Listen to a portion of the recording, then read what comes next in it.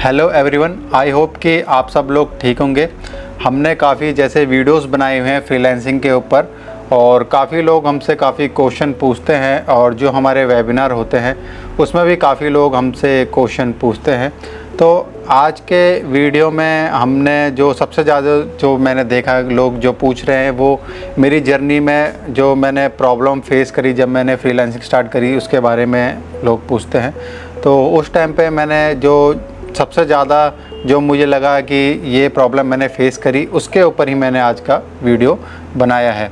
इसके साथ ही जो क्वेश्चन वेबिनार में पूछते हैं तो वो जो क्वेश्चन वेबिनार में पूछे जाते हैं जिन्होंने वो वेबिनार अटेंड नहीं किया है या फिर जो लाइव हमारा यूट्यूब चैनल देख रहे हैं तो वो क्या क्वेश्चन होते हैं, या फिर हो सकता है कि उन लोगों का भी वो क्वेश्चन हो जो सेम क्वेश्चन वेबिनार में पूछा जा रहा है या फिर जो लोगों ने कमेंट करके पूछा है, तो उनके भी हम जो 2-3 क्वेश्चन हैं उसका मैं जवाब देने की कोशिश करूँगा। सबसे पहला क्वेश्चन जो सबसे ज़्यादा लोग मुझसे पूछते हैं वो ये पूछते हैं कि फ्रीलांसिंग करने के लिए क्या जो फ्रीलांसिंग प्लेटफॉर्म है वो ही ज़रूरी है। तो इसका जो जवाब है अकॉर्डिंग टू मी या फिर जो अकॉर्डिंग टू मेरे एक्सपीरियंस वो ये है कि जो फ्रीलांसिंग है अगर आप वो करना चाहते हैं तो आप फ्रीलांसिंग प्लेटफॉर्म के बिना भी जो फ्रीलांसिंग है उसको कर सकते हैं। जैसे कि आप ईमेल कर सकते हैं, जैसे कि आप फेसबुक पे भी क्लाइंट ढूंढ सकते हैं, आप इसके अलावा जो सोशल मीडिया प्लेटफॉर्म है उसके ज़रिए भी आप क्लाइंट ढूंढ सकते हैं, या फिर आप ऐड रन कर सकते हैं। तो क्यों हम जब कोई भी जो फ्रीलांसर है अपनी जब जर्नी स्टार्ट करता है, जितनी भी मेरी वीडियोस आपने देखी होंगी उनमें मैं जो फ्रीलांसिंग प्लेटफॉर्म है उसके बारे में ही बताता हूं। तो उसका एक रीज़न ये है क्योंकि अगर आप डायरेक्टली किसी जो क्लाइंट है उससे आप अगर कांटेक्ट करते हैं तो आपको बहुत सारी चीज़ें मैनेज करनी पड़ सकती हैं जो किसी भी नए फ्रीलांसर के लिए एक हेडेक का काम हो सकता है। जैसे कि हो सकता है कि अगर आप किसी जो क्लाइंट है जो उसके लिए प्रपोज़ल आप लिख रहे हैं या फिर क्लाइंट को रीच आउट करने की कोशिश कर रहे हैं तो उसमें जो प्रपोज़ल आप लिखते हैं अगर आप किसी फ्रीलांसिंग प्लेटफॉर्म को यूज़ करते हैं तो वहाँ पे पूरा फॉर्मेट होता है, सिस्टम बना हुआ होता है। तो उस सिस्टम को जो क्लाइंट है वो भी ईज़िली फॉलो कर पाता है और आप भी फॉलो कर पाते हैं। तो और जो दूसरी चीज़ है वो ये है वो पेमेंट से के रिगार्डिंग होती है। हमेशा जो क्लाइंट है अगर आप किसी फ्रीलांसिंग प्लेटफॉर्म को यूज़ नहीं कर रहे और आप न्यू फ्रीलांसर हैं तो पेमेंट करने में तो हो सकता है कि जो क्लाइंट है उसको दिक्कत हो, और वहीं पर ही अगर आप फ्रीलांसिंग प्लेटफॉर्म को यूज़ कर रहे हैं तो वहाँ पे जो क्लाइंट है वो यूज़ टू होता है, उसने और भी जो फ्रीलांसर है उससे काम कराया होता है जिसकी वजह से वो आपको ईज़िली पे कर देता है। इसके अलावा जो तीसरी चीज़ होती है जो फ्रीलांसिंग प्लेटफॉर्म के लिए मैं सजेस्ट करता हूँ न्यू फ्रीलांसर्स को, वो इसीलिए करता हूँ कि अगर कोई जो फेक क्लाइंट है अगर वो ज़्यादा चांसेस है कि वो अगर आप डायरेक्टली उसके पास जाएँ तो वो फेक क्लाइंट आपको मिले, आपको काम करने के बाद पे ना करे। लेकिन वहीं पर फ्रीलांसिंग प्लेटफॉर्म पे वहाँ पे कुछ जैसे मैंने एक वीडियो बनाया है रेड फ्लैग के रिगार्डिंग कि क्या क्या रेड फ्लैग होते हैं किसी भी जो क्लाइंट है उसको पता करने के कि ये एक फ़ेक क्लाइंट है कि नहीं, तो वो सारी चीज़ें आप देख सकते हैं और उसके बेसिस पे ही आप चूज़ कर सकते हैं कि आपको जो फ्रीलांसिंग प्लेटफॉर्म है उसको यूज़ करना है कि नहीं करना। अगर आप एक अच्छे फ्रीलांसर है जैसे हम लोग हैं, हमको एक्सपीरियंस हो गया है तो हम जो डायरेक्ट क्लाइंट के पास जाते हैं क्योंकि हमें एक्सपीरियंस हो गया है और हमें पता है कि किस तरीके से जो पूरी चीज़ें प्रोसेस में होती है। तो हम लिंक्डइन से भी क्लाइंट ढूंढते हैं, हम ईमेल मार्केटिंग भी करते हैं, हम एड्स भी रन करते हैं, तो हम सब कुछ करते हैं। बट अगर आप एक न्यू फ्रीलांसर है तो आप कोशिश करें कि किसी फ्रीलांसिंग प्लेटफॉर्म को ही यूज़ करें और धीरे धीरे चीज़ों को सीखें। और दूसरे नंबर पे जो क्वेश्चन मैंने जनरली देखा जो लोग पूछ रहे हैं मुझसे, जो कमेंट करते हैं, काफ़ी वीडियोस मैंने बनाए हैं लेकिन जो लोग हैं पूरा वीडियो नहीं देखते हैं और कमेंट करते हैं कि जो फ्रीलांसिंग है वो कैसे सीख सकते हैं। तो मैं एक शॉर्ट में आपको बता दूं कि फ्रीलांसिंग सीखने का जो तरीका है या फ्रीलांसिंग करने का जो तरीका है वो सिंपली यही है कि आपके पास कोई ऐसी स्किल होनी चाहिए। काफ़ी लोग कहते हैं कि वो एक फ्रीलांस एजेंसी रन कर सकते हैं जिसमें वो क्लाइंट से काम ढूंढेंगे और उसके बाद वो जो फ्रीलांसर है वो काम करेगा और इंटरनेशनल जो क्लाइंट है उससे वो काम लाएंगे। तो ऐसा तो मैंने जो देखा है मेरे पर्सनल एक्सपीरियंस पे बहुत ही रेयर चांस है कि ऐसा हो पाए। अदरवाइज़ आप जो है आपका काम ही जो है वो मार्केटिंग में है और आप जो पूरी तरीके से इसमें डेडिकेटेड है, आप एक्सपेंस कर रहे हैं बाहर से क्लाइंट को लाने के लिए। अगर आपके पास स्किल नहीं है, क्योंकि अगर आप किसी फ्रीलांसिंग प्लेटफॉर्म पे जाते हैं तो 10 में से 8 बार मैंने यही देखा है कि जो फ्रीलांसिंग प्लेटफॉर्म पे जो क्लाइंट है वो डायरेक्टली आपको ये आपसे ही काम करवाना चाहेगा। इसके अलावा अगर आप ऑफलाइन वर्क जो करते हैं, जो फ्रीलांसिंग प्लेटफॉर्म पे आप जो क्लाइंट को नहीं ढूंढते, वहाँ पर ऐसा होता है, बट आपको नॉलेज होनी ज़रूरी है जो भी क्लाइंट काम कराना चाहता है उसकी। क्योंकि अगर ऐसा नहीं है, क्योंकि क्लाइंट आपका इंटरव्यू करेगा और आपसे ऐसे ऐसे क्वेश्चन पूछेगा जो काफ़ी डिटेल और काफ़ी टेक्निकल होते हैं, तो अगर आपको नॉलेज नहीं है तो हो सकता है कि आपको वो प्रोजेक्ट ना मिले। तो अगर आपको फ्रीलांसिंग करनी है तो आपको जो स्किल है आपके पास होनी चाहिए, प्लस उसके बाद आपको जो काम है कैसे ढूंढना है और कैसे सिस्टमेटिकली आपको ग्रो करना है वो चीज़ आपको आनी चाहिए। फ्रीलांसिंग में स्किल सीखने के लिए आप हमारा जो क्विक बुक्स है उसके ऊपर हमने काफ़ी वीडियोस बनाए हैं, वो देख सकते हैं। और फ्रीलांसिंग में प्रपोजल कैसे सबमिट करते हैं वो सारी चीज़ें आप सीख के भी वहाँ से भी जो फ्रीलांसिंग है उसको सीख सकते हैं और अपना कैरियर एज ए फ्रीलांसर बना सकते हैं। और जो फ्रीलांसिंग है वो काफ़ी अब वास्ट हो गई है और फ्रीलांसिंग की जो अवेयरनेस है वो भी धीरे धीरे क्रिएट होने लगी है। और फ्रीलांसिंग में अपॉर्चुनिटीज़ बहुत ज़्यादा होती है और काफ़ी अच्छी अपॉर्चुनिटीज़ होती है। इसी वजह से जो चार्टर्ड अकाउंटेंट हैं इंडिया में वो भी फ्रीलांसिंग करना चाहते हैं इंस्टेड ऑफ कि वो इंडिया में प्रैक्टिस करें। तो अगर आप एक बीकॉम ग्रेजुएट है और एक चार्टर्ड अकाउंटेंट है तो दोनों ही फ्रीलांसिंग प्लेटफॉर्म पे सेम हो जाते हैं। तो अगर आपने सीए नहीं भी किया हुआ तो भी आप एक अच्छे फ्रीलांसर बन सकते हैं। और उसके साथ अगर आप बहुत अच्छा काम करते हैं और अपनी लाइफ में ग्रो करना चाहते हैं तो आप एक खुद की एजेंसी भी बना सकते हैं। लेकिन जैसे कि मैंने आपको पहले भी बताया है कि फ्रीलांसिंग अगर आप कर रहे हैं तो आपको डिसिप्लिन चाहिए। डिसिप्लिन के साथ साथ आपको हार्ड वर्किंग भी होना ज़रूरी है। इसके साथ साथ आपको ये भी अवेयरनेस होनी चाहिए कि अगर आप एक फ्रीलांस अकाउंटेंट बनना चाहते हैं तो फ्रीलांस अकाउंटेंट बनने के लिए क्या क्या चीज़ें ज़रूरी है। जैसे कि आपको क्विक बुक्स आना चाहिए, जैसे आपको जीरो आना चाहिए। तो सबसे ज़्यादा अगर मैं बात करूँ जो सॉफ्टवेयर यूज़ होता है फ्रीलांस अकाउंटिंग में तो वो क्विक बुक्स यूज़ होता है। तो आपको क्विक बुक्स अच्छे से आना चाहिए, क्विक बुक्स का सर्टिफिकेशन आपके पास होनी चाहिए।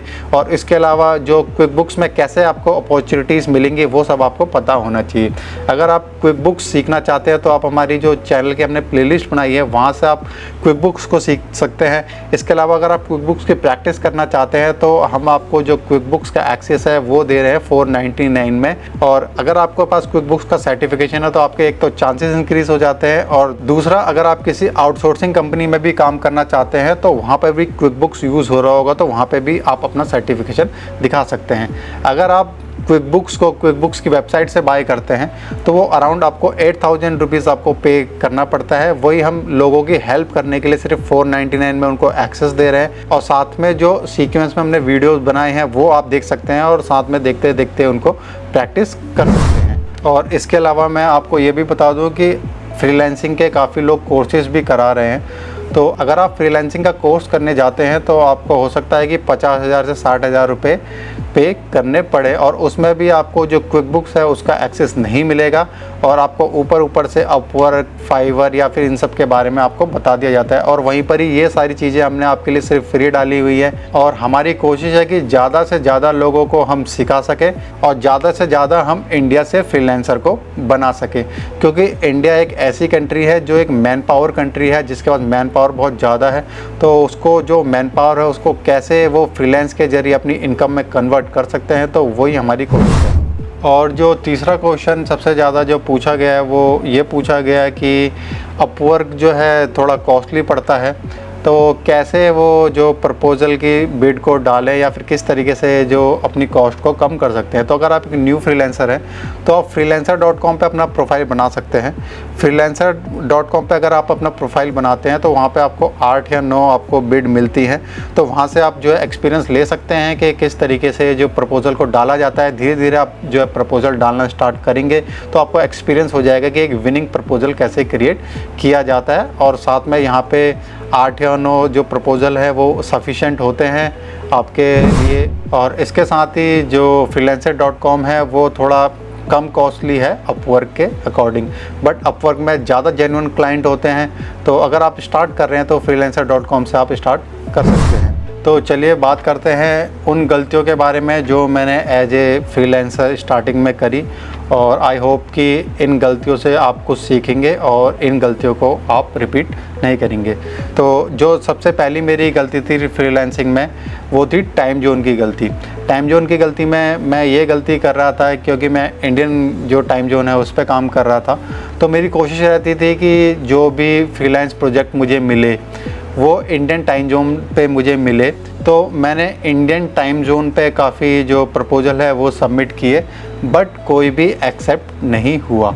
उसका रीज़न ये था कि जो भी क्लाइंट आपको हायर करना चाहता है वो चाहता है कि वो आपको उसके टाइम जोन पे ही हायर करे, और जो मोस्टली जो क्लाइंट थे वो यूएस, यूके या फिर कनाडा के क्लाइंट थे।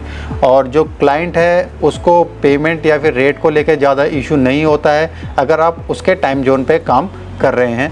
तो क्लाइंट हमेशा चाहता है कि उसके टाइम जोन पे जो फ्रीलांसर है वो काम करे, क्योंकि जब भी जो क्लाइंट है कोई क्वेश्चन पूछे तो जो फ्रीलांसर है जल्दी से उसका रिस्पॉन्ड करे। तो ये एक गलती थी जो मैं शुरू में फ्रीलांसिंग के कैरियर में मैं कर रहा था। जब मैंने इस चीज़ को एनालाइज़ किया और मैंने इस चीज़ को इम्प्रोवाइज़ किया तो जो प्रोजेक्ट है वो मुझे मिलने स्टार्ट हो गए। जो दूसरे नंबर पर मुझसे गलती हुई वो ये गलती हुई कि क्योंकि टाइम जोन की वजह से मुझे काफ़ी प्रोजेक्ट मिलने लग गए और मैं प्रपोज़ल लिखना भी सीख गया अच्छे से। तो उस केस में मेरे पास काफ़ी जो प्रोजेक्ट्स थे, कुछ लो रेट के प्रोजेक्ट्स थे और कुछ जो थे मेरे अच्छे प्रोजेक्ट्स थे जो अच्छा पे कर रहे थे। तो इस केस में मेरे पास काफ़ी वर्क हो गया। तो यहाँ पे जो मेरे से मिस्टेक हो गई वो टाइम मैनेजमेंट को लेके मिस्टेक हो गई, क्योंकि सबसे पहली चीज़ जो मुझे आई वो ये प्रॉब्लम आई कि जो डिफरेंट क्लाइंट थे वो डिफरेंट टाइम जोन पे थे। कोई यूके के टाइम जोन पे था तो कोई यूएस के टाइम जोन पे था। तो इससे जो मेरे आवर्स थे, वर्किंग आवर्स थे, वो काफ़ी लॉन्ग हो गए। तो लॉन्ग वर्किंग आवर्स होने की वजह से जो फोकस है वो काफ़ी हिला और काफ़ी जो मेरे हाई पेइंग क्लाइंट थे उनका भी जो काम है वो ख़राब होने लग गया। तो इस तरीके से मैं सब कुछ अकेले ही मैनेज करना चाहता था और सब कुछ खुद से करने के अलावा मैं चाहता था कि ज़्यादा से ज़्यादा मैं काम कर सकूं। तो स्टार्टिंग में तो चीज़ें मैंने मैनेज कर ली, लेकिन जैसे जैसे जो टाइम है वो निकलते गया तो ये चीज़ें काफ़ी फ्रस्ट्रेटिंग हो गई। तो मैंने इस प्रॉब्लम को सॉल्व करने के लिए अपने जो टाइम है उसको मैनेज किया और शेड्यूल किया, और जो भी मेरे लो पेइंग क्लाइंट थे उनको मैंने बाहर देना स्टार्ट किया।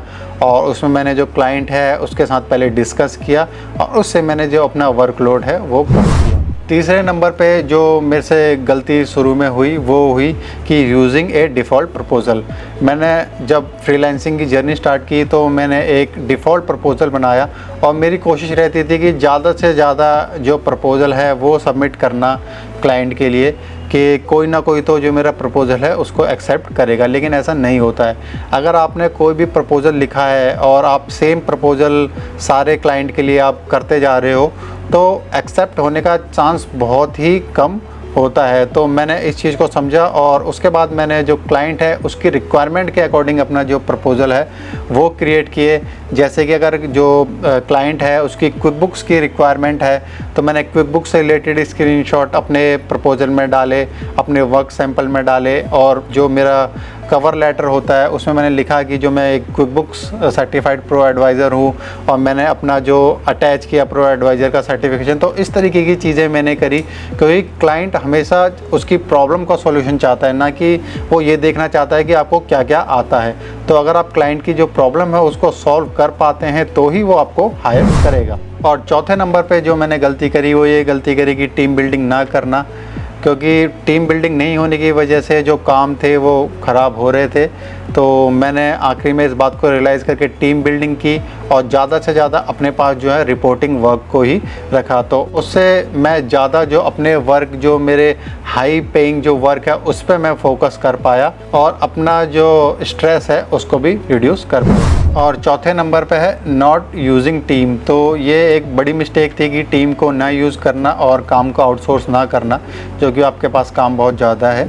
तो इस चीज़ को मैंने समझा और धीरे धीरे मैंने जो है टीम बिल्डिंग स्टार्ट करी, जिससे जो रिपोर्टिंग वर्क है और जो मेन वर्क है और जो हाई पेइंग टास्क है उन पे मैं अपना जो फोकस है वो कर पाया और अपने जो बिज़नेस है और मेरी जो अकाउंटिंग एजेंसी है उसको ग्रो कर पाया। जो भी बातें मैंने आज के वीडियो में बताई है, ये कोई चार्टर्ड अकाउंटेंट फर्म हो, कोई अकाउंटेंट हो या कोई फ्रीलांसर हो, उन सब पे ये बातें अप्लाई होती हैं, क्योंकि वो सभी ग्रो करना चाहते हैं। अगर आप ये सारी बातें किसी इंस्टीट्यूट में जाते हैं जो आपको फ्रीलांसिंग की ट्रेनिंग दे रहा है, पहली बात तो आपको ऐसा कोई मिलेगा ही नहीं जो फ्रीलांस वर्क कर रहा हो और साथ में आपको ट्रेनिंग दे और प्रैक्टिकल एक्सपोजर आपको दे पाए।